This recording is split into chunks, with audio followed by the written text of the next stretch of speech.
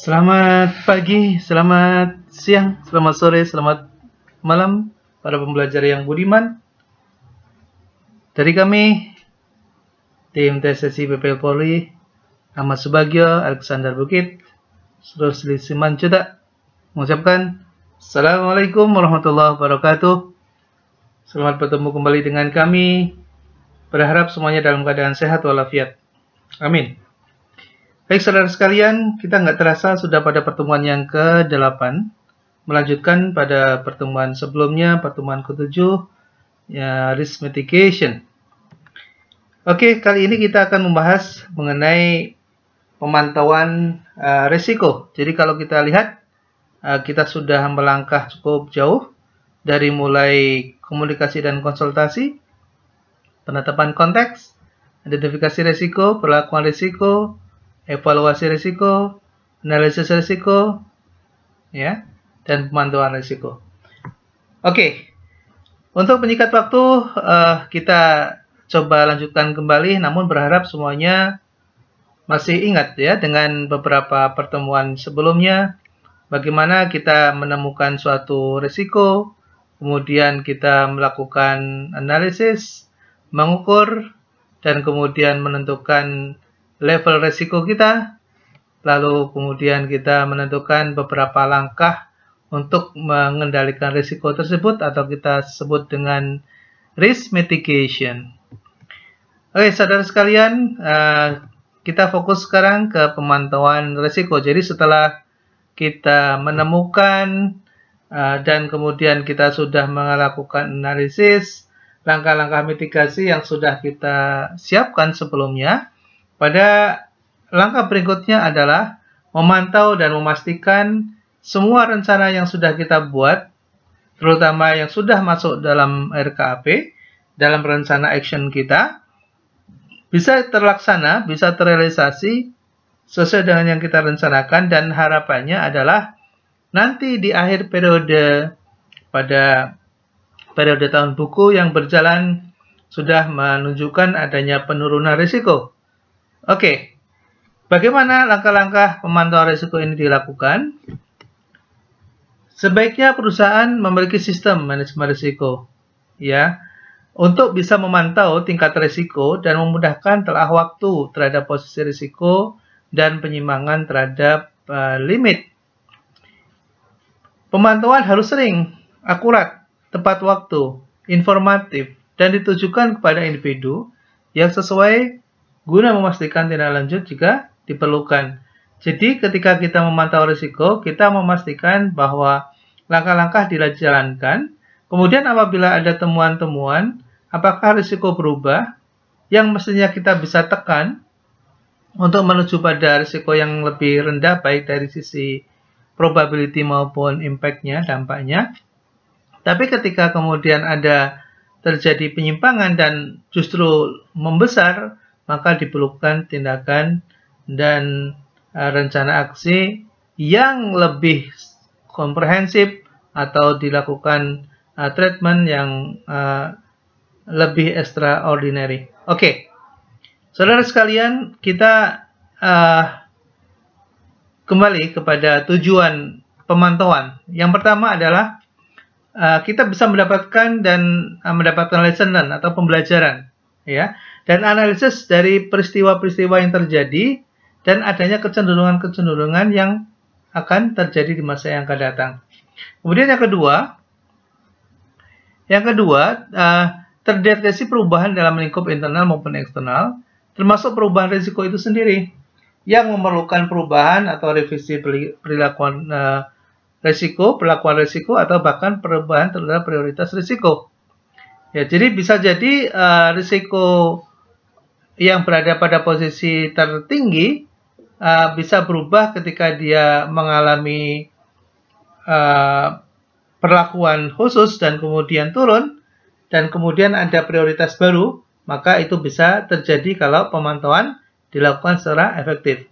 Kemudian yang ketiga, memastikan bahwa penanganan dan pelakuan pengendalian risiko masih tetap efektif, baik secara desain maupun cara pelaksanaannya. Ya, kemudian yang keempat, mengidentifikasi terjadinya risiko-risiko yang baru. Jadi ketika proses pemantauan dilakukan, bisa jadi kita menemukan adanya risiko-risiko baru yang sebelumnya belum kita temukan. Nah, disitulah proses berjalan. Jadi proses ini tidak bisa berhenti, ya, terus berkelanjutan dari satu tahap ke tahapan berikutnya. Dan apabila ada temuan-temuan baru, maka proses itu juga akan dilanjutkan. Ya, tidak kemudian kita simpan dan tiba-tiba di perjalanan meledak, boom, begitu, ya. Oke, saudara sekalian, siapa yang memantau pelaksanaan mitigasi risiko ini? Pertama adalah dari mulai atas, ya, dari Dekom. Nah, Dewan Komisaris ini memiliki dua instrumen penunjang, yaitu Komite Risiko dan Komite Audit. Nah, komite ini berfungsi yang beranggotakan tidak hanya anggota Dewan Komisaris, juga ada bisa diangkat adalah orang-orang profesional yang membantu untuk melakukan analisis, memberikan rekomendasi dan usulan-usulan kepada Dewan Komisaris atas hasil dari pemantauan risiko yang dilakukan oleh Biro Manajemen Risiko.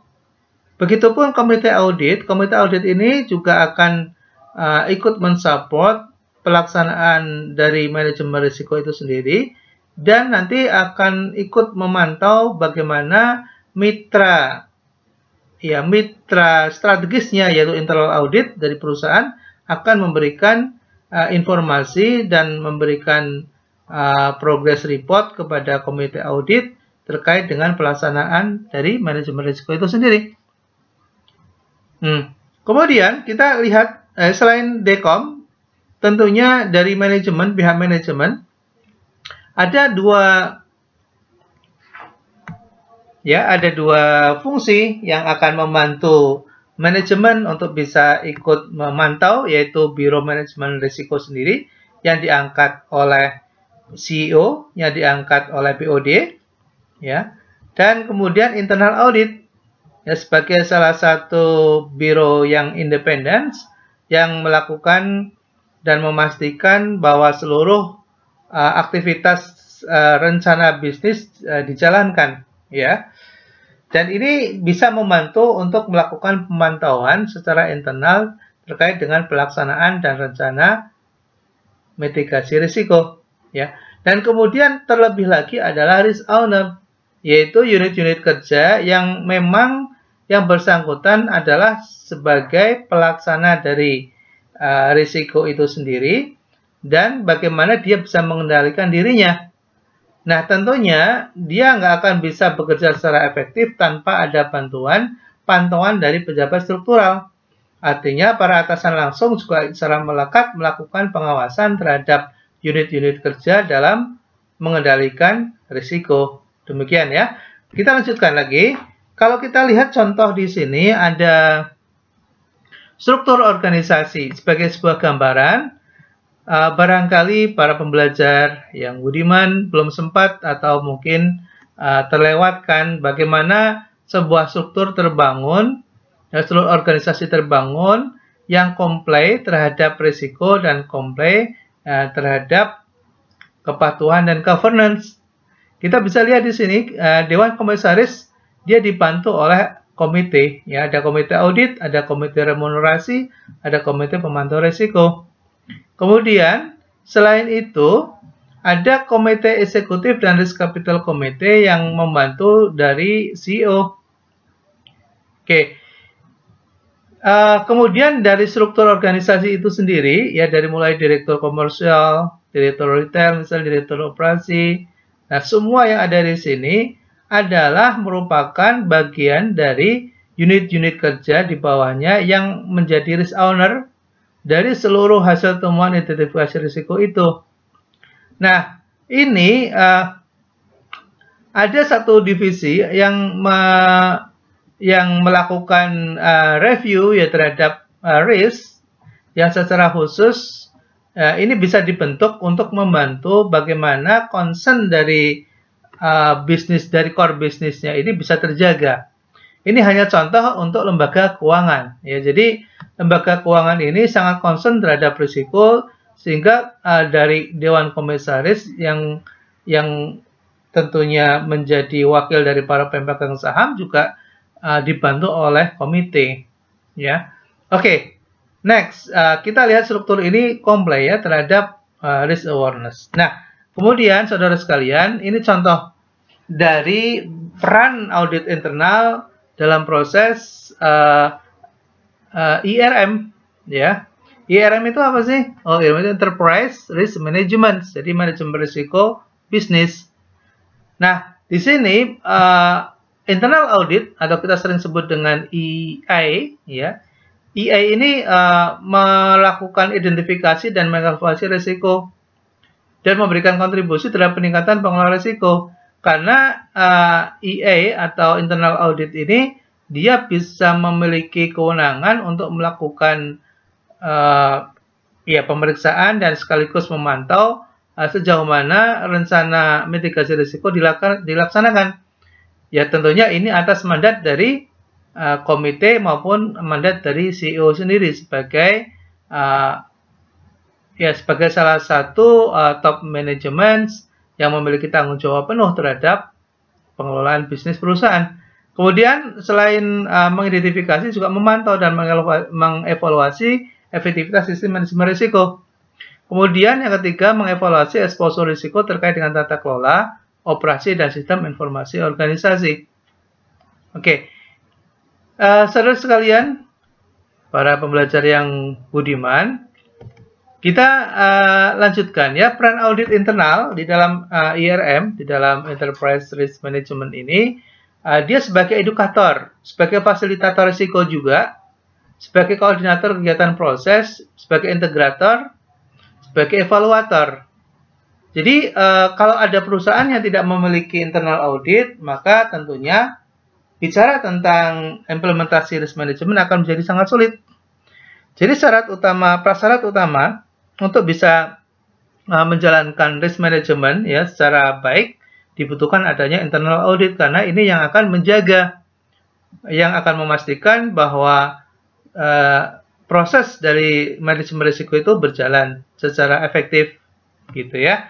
Oke, next, saudara sekalian, ketika kita membicarakan mengenai cara kerja dan proses serta mekanisme kerja internal audit ini, tentunya akan sangat terkait dengan tugas-tugas dan tahapan dalam pekerjaan di internal audit itu sendiri.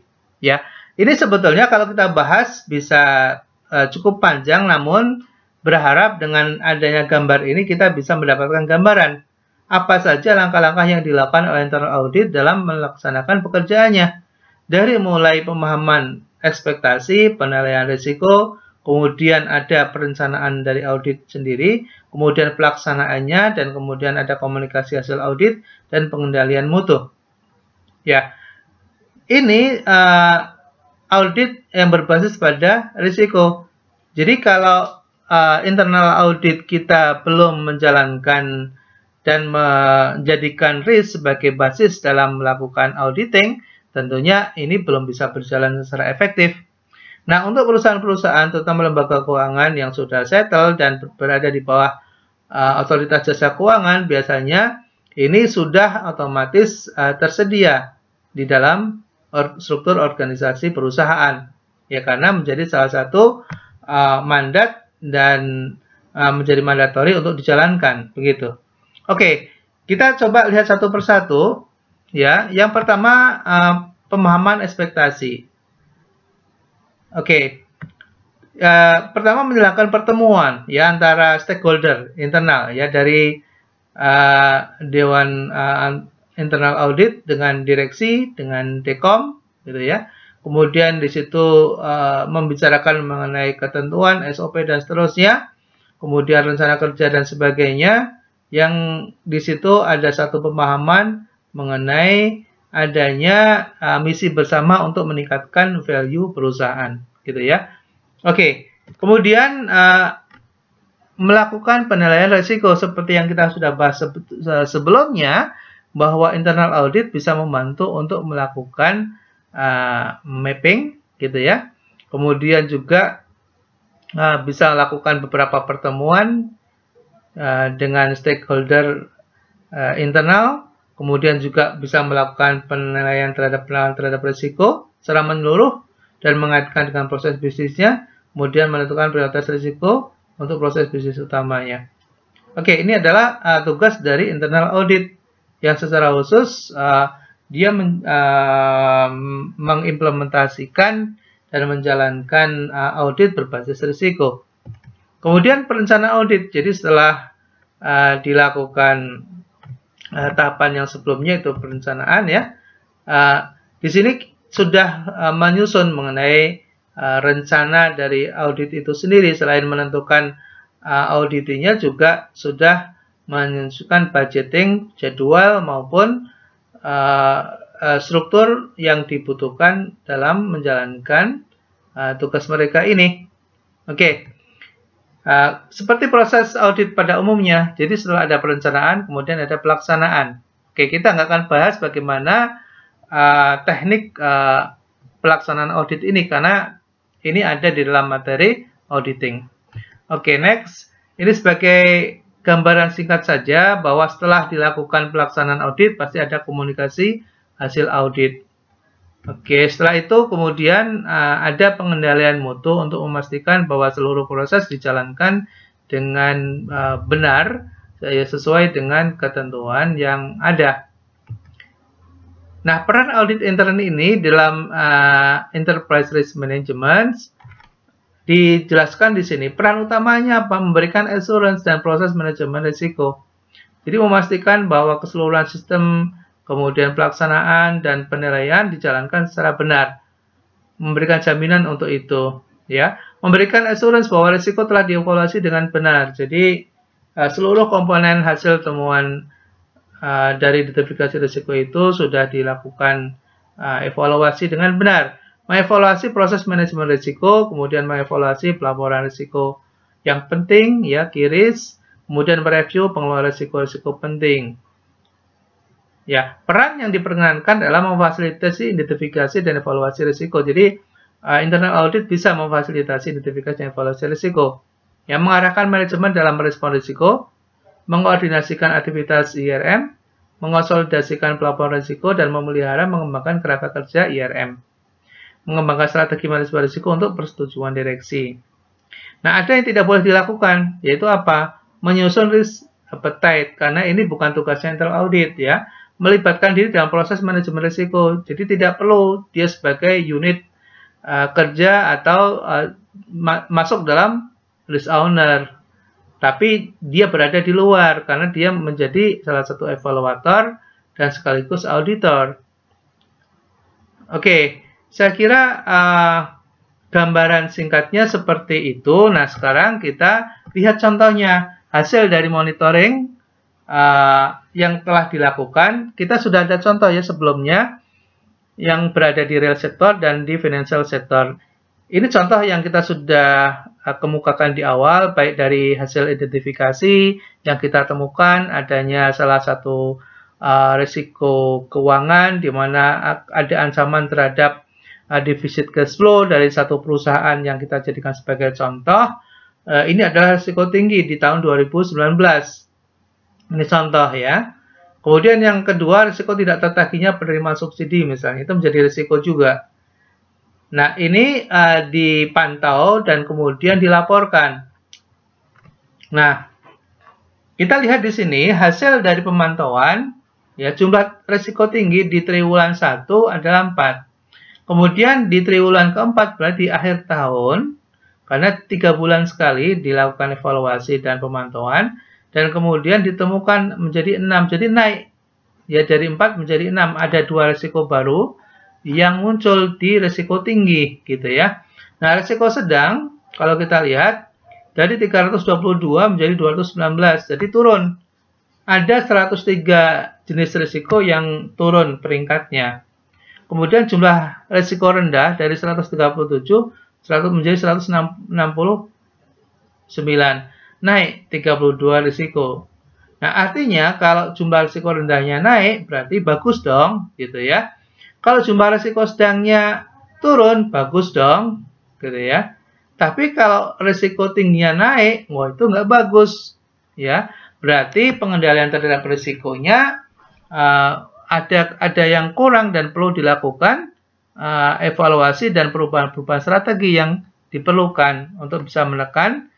Justru harusnya turun, kok ini ada 2 risiko baru ya menjadi naik gitu. Nah, terus sekalian, ini adalah risk map ya. Jadi metriknya, mapping risikonya, kalau kita lihat di dalam ini ya ada terlaporkan nih ada 5 risiko ya, 31, 2.1, 13 risiko gitu ya. Kalau kita lihat di sini yang risiko kan tadi dilaporkan ya, ada 6 risiko. 6 risiko itu, 6 risiko tinggi itu ada di mana? Itu ada di 5,5 satu risiko, 4,4 satu risiko, 3,5 3 risiko, dan 1,5 satu risiko. Kalau kita jumlah totalnya ada 6 ya, 1, ini ada 3, 4 ya. 1 tambah 3, 4, 4 tambah 1, kemudian tambah 1 lagi. Ya, jadi ada 6 risiko, gitu ya. Ya, 1, 2, kemudian 5, 6, gitu ya. Ada 6 risiko, yang merah, gitu ya. Nah, saudara sekalian, itu bisa kita laporkan karena hasil dari pemantauan risiko yang berjalan dengan efektif.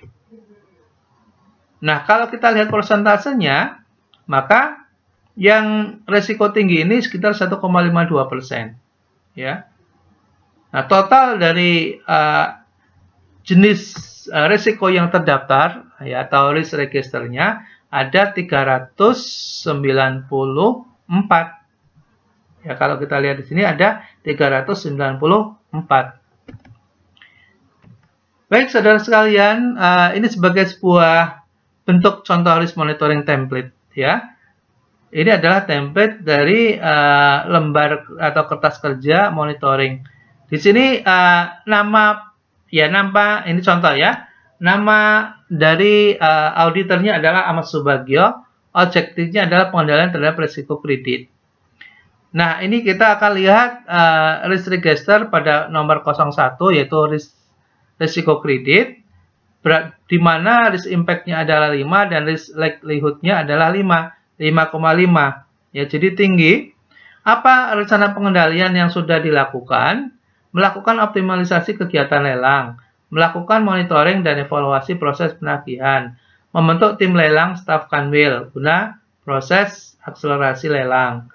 Frekuensi kontrolnya 1 kali, ini 2 kali, ini 2 kali. Ownernya adalah legal recovery team.